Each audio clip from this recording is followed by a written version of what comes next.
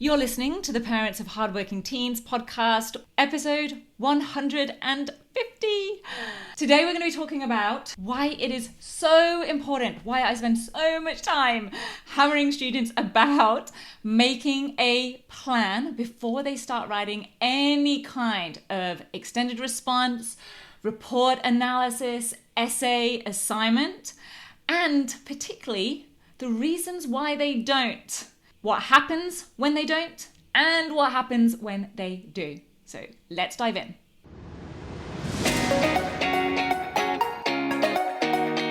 I'm Katie Jones, and with over 15 years in education as an award-winning high school teacher, international external examiner, and as a study coach, I've helped thousands of students skyrocket their results and confidence. And this podcast is where I share all my insights, tactics, and tips with you, the parent, so you can help your hardworking teen get happy, smart, and successful in their study, and have you both enjoy the journey along the way. This is the Parents of Hardworking Teens podcast. Hey VIPs, how are you going? I hope you and your teens are doing really, really well. Can you believe that this is episode 150?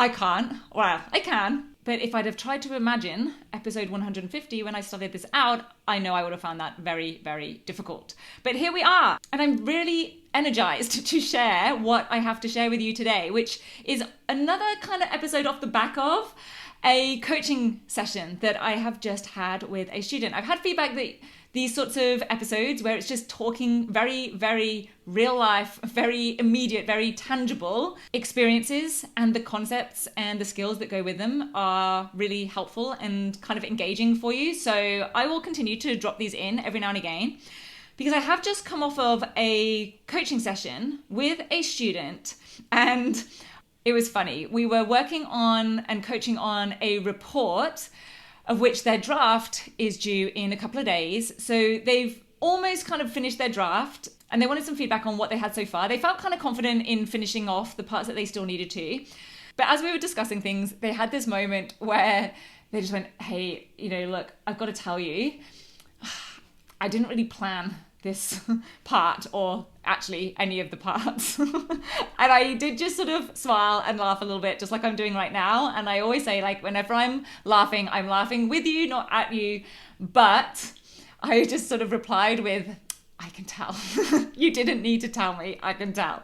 And I say that every time. It is always so obvious as a marker when a response has been planned out carefully, strategically, skillfully in advance, and when it hasn't.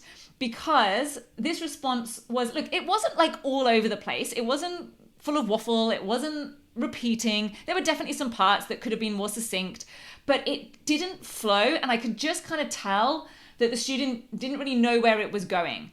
So they were analyzing one of their data sets and they were sort of talking about some elements and some content and some of the data in there, but it didn't have any structure. And when I asked them, okay, how does this relate back to the specific topic, the focus of that report, like the key inquiry question, they didn't call it that, but that's essentially what it was, the hypothesis, and this is where you can relate this to any of your team's tasks, whether it's an inquiry, whether it's a data report, whether it's an experiment, whether it's an investigation, whatever it is, whatever they are told to come up with, whether it's a key inquiry question, a hypothesis, whatever. When I ask them, okay, like I see that you're writing all these observations, all this information, how does this relate back? They did say to me, I don't really know. And I was like, okay, this is what we need to figure out. And as soon as you've told me that, I know that there is no plan because we wouldn't be making a plan that didn't essentially answer the question.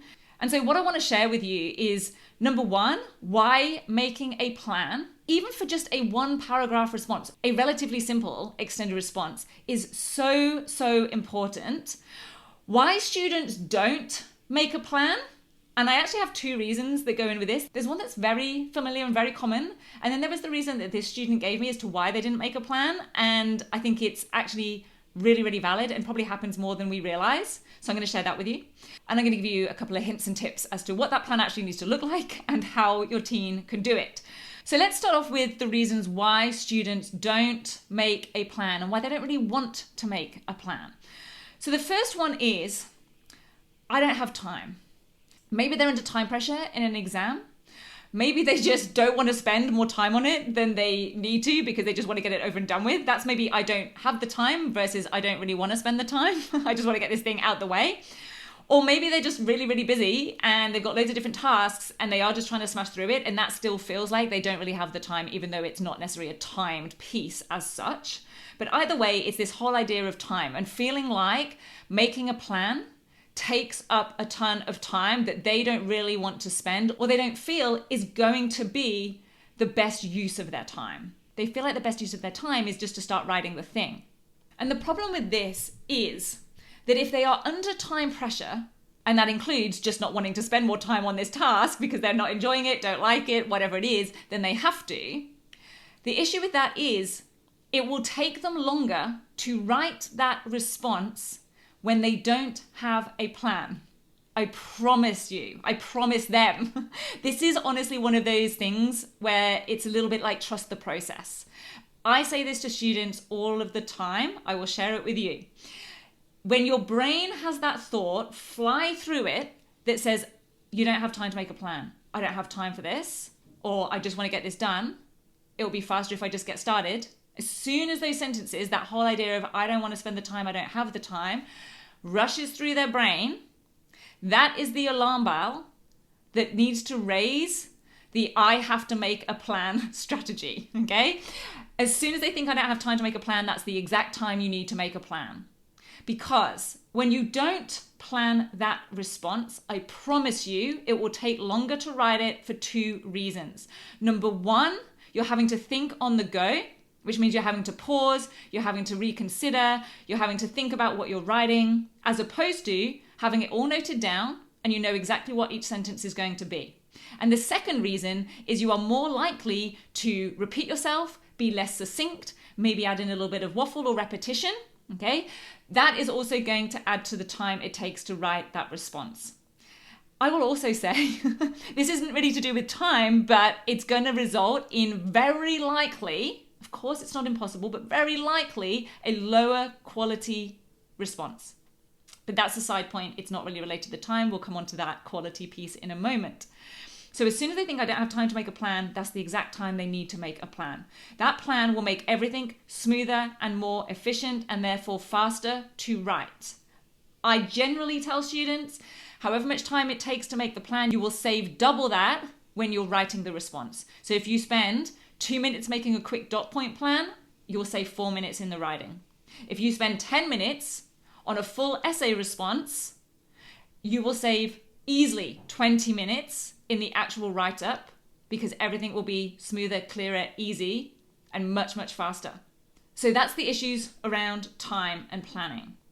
The next one, and this is the one that this student raised for me today, and I think it happens a lot. It's just not quite as clear because we don't have something definitive like time to measure against.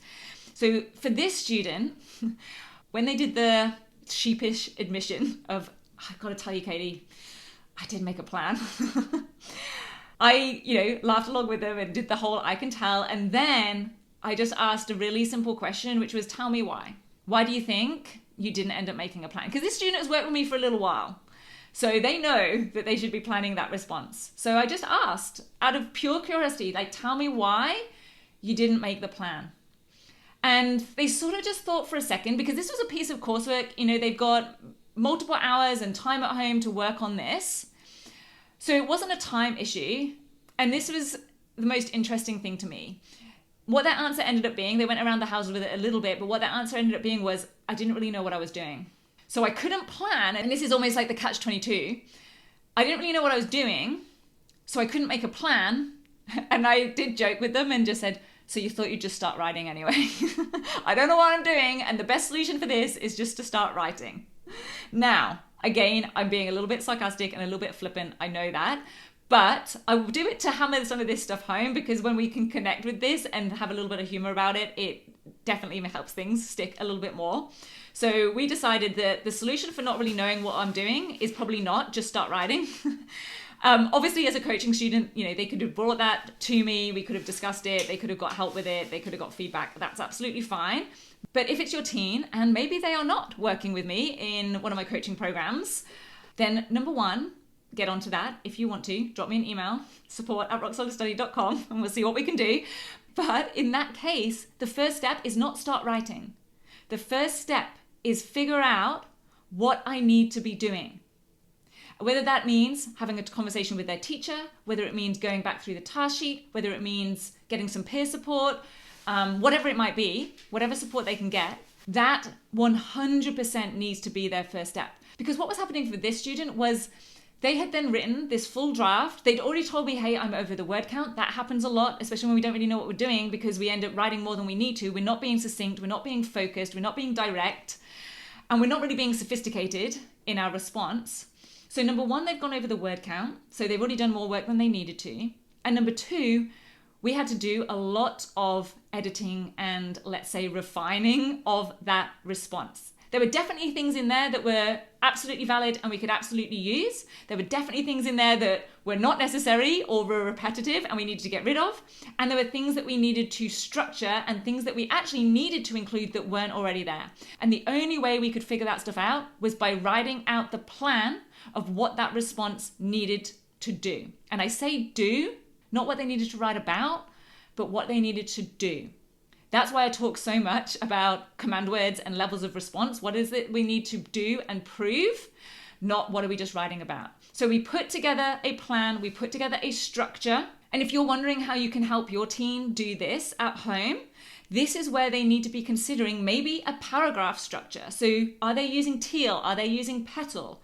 If they had that paragraph structure, what would that look like for the content that they need to be including? Again, if they can't figure out what each of those sentences would be for that paragraph, then we've got kind of a bigger problem to solve there first. There is no point in starting writing. There's a very small percentage chance that they are going to fluke writing the exact right content at the right level in the right way if they don't really know what that needs to be. So they can create a plan according to a paragraphing structure. And within that paragraph, I would be encouraging them to use the 3 steps of analysis. They will 99% be needing to do some form of analysis. We need to move them up from just explaining and make sure that they're actually hitting those higher level criteria, the higher level descriptors. And then the second part of that is they need to know exactly what's going into that paragraph or paragraphs. It is not enough just to say, hey, I'm going to write a paragraph about this particular thing, or I'm going to include this particular thing. They need to know exactly what is the point that they are making, what evidence or examples are they going to use, what relationships or patterns or connections are they going to discuss. That all needs to go into their plan. It is not enough just to say I'm going to make my key point and then I'm going to give some evidence. They need to know what that is before they start writing. And quick side note tip on that, another great reason to do the plan before you start writing is if you've got multiple paragraphs, let's say we've got an essay, you may well find that the evidence that you used, let's say in paragraph 1, if you just started getting writing and you didn't make a plan, might well have been a better piece of evidence to use in paragraph 3, let's say, but you've already now used it. But if you do this in the plan and you realize, oh, that would be a really great quote for paragraph 3, I'm going to move it down there, and then they can think, what can I replace that with that would work in paragraph 1? And it is so much more strategic. And yes, it does take some time and it does take effort. And this is the thing, it feels like it uses more effort, but I cannot tell you how much effort and how much time it will save them when it comes to writing the thing, whatever that thing is. And that brings me to the final point that really wraps all of this up together. Making a plan immediately shines a spotlight on any, let's say, deficiencies, anything they're not sure on, anything they don't know how to do. Maybe they don't know exactly what they need to be putting in. Maybe they don't know how to deliver it at the levels that's going to mean they hit the criteria and the marks that they're going for.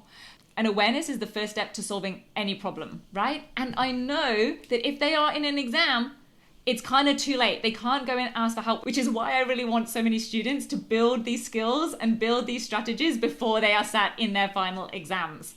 You're right, it is too late when they are sat in the exam hall. We want to get all of this stuff on board in advance so they have these skills and tools ready to go. But the other benefits are, number 1, it will save them time, it will save them effort, because it will make everything easier, faster to write, and it will produce a higher quality response. They're going to have thought through what content they're including. They're going to have thought through what connections they are making. They'll have thought through the best order for those different points and connections to be made. They'll have decided what is the best evidence to include. They'll have made all of those decisions strategically and intentionally in advance before they start writing.